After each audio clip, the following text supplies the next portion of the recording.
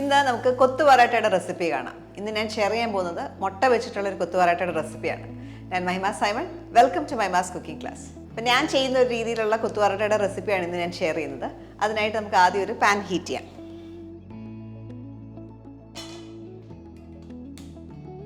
ഇതിലേക്ക് കുറച്ച് വെളിച്ചെണ്ണയാണ് ഉപയോഗിക്കുന്നത്. എണ്ണ ചൂടാകുമ്പോൾ നമുക്കിതിലേക്ക് കുറച്ച് കടുക് ചേർക്കാം.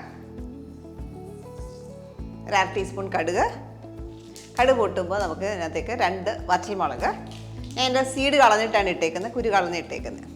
ഇതിലേക്ക് പൊടിയായിട്ട് അരിഞ്ഞ 1 ടീസ്പൂൺ ഇഞ്ചി, 1 ടീസ്പൂൺ വെളുത്തുള്ളി പൊടിയായിട്ട് അരിഞ്ഞത്, പച്ചമുളക് ഒരെണ്ണം ചോപ്പ് ചെയ്തത്,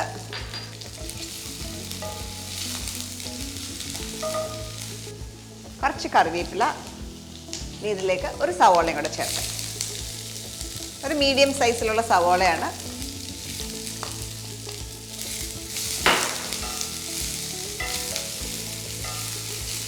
സവോള നന്നായിട്ടൊന്ന് സോഫ്റ്റ് ആകുന്ന വരെ ഒന്ന് വഴറ്റിയെടുക്കുക.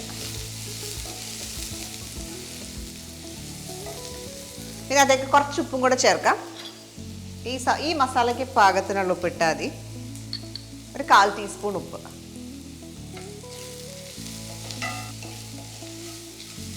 ഇപ്പം തന്നെ ഇഞ്ചി, വെളുത്തുള്ളി, പച്ചമുളകിൻ്റെ ഒക്കെ നല്ലൊരു മണമാണ്. ഇനി നമുക്കിതിനകത്തേക്ക് മസാല ഇടാം. മസാലപ്പൊടികൾ ചേർക്കാം.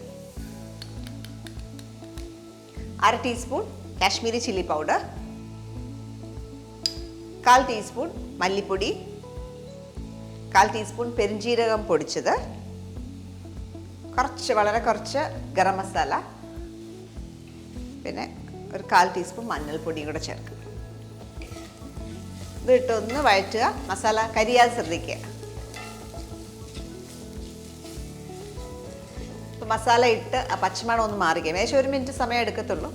മാറിക്കഴിയുമ്പോൾ നമുക്കിതിനകത്തേക്ക് ടൊമാറ്റോ ചേർക്കാം.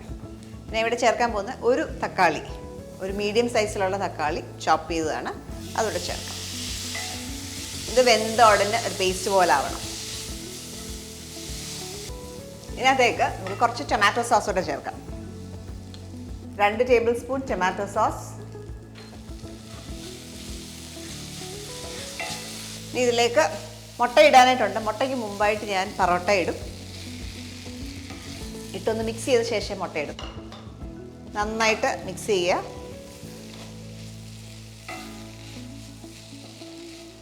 ഇനി ഇത് സൈഡിലേക്ക് വെച്ച ശേഷം സൈഡിൽ നമുക്ക് മുട്ട ഒഴിക്കാം.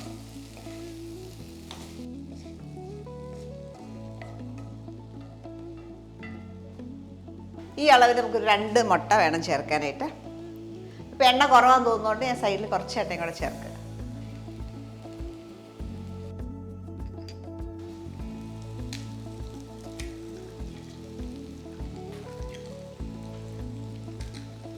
പൊറോട്ട നമ്മൾ ചേർത്തത് 2 കപ്പ് പൊറോട്ടയാണ്. 4 പൊറോട്ടാസ് കേരള പൊറോട്ട ചെറുതായിട്ട് ഇതേപോലെ സ്ക്വയർ പീസസ് ആയിട്ട് നുറുക്കിയെടുത്തതാണ്. മുട്ട തന്നെ സൈഡിലിട്ടൊന്ന് കുക്ക് ചെയ്ത ശേഷം ഇതുമായിട്ട് മിക്സ് ചെയ്യാം. അപ്പോൾ ആദ്യം മുട്ട ഇടാത്തത് ആ പൊറോട്ടയുടെ നിറം ഒന്ന് ലൈറ്റ് ആവും. അത് അവോയ്ഡ് ചെയ്യാനായിട്ടാണ് നമ്മൾ ആദ്യം മസാലയ്ക്കകത്തിട്ട് പൊറോട്ട കൂട്ട് ചെയ്ത ശേഷം മുട്ട ചേർക്കുന്നത്.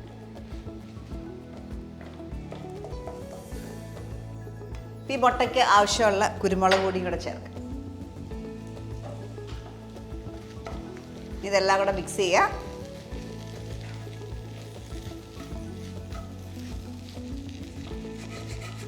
മല്ലിയിലയുടെ ഫ്ലേവർ ഇഷ്ടമുണ്ടെങ്കിൽ നന്നായിട്ട് മല്ലിയില ചേർക്കാം, അല്ല ഇതേപോലെ തന്നെ സെർവ് ചെയ്യാം. മുട്ടയൊക്കെ ചേർത്ത് നന്നായിട്ട് മിക്സായി. ഇനി അതിനകത്തേക്ക് മല്ലിയില ചേർക്കാം. മല്ലിയിലയും വേണം. കുറച്ച് വിനീഗറോ അല്ലെങ്കിൽ നാരങ്ങ നീരോ ചേർക്കാം.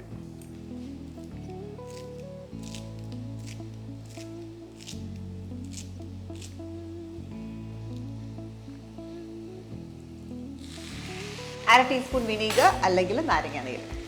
ഇതെല്ലാം കൂടെ മിക്സ് ചെയ്യുക. ചൂടോടെ തന്നെ സെർവ് ചെയ്യുക.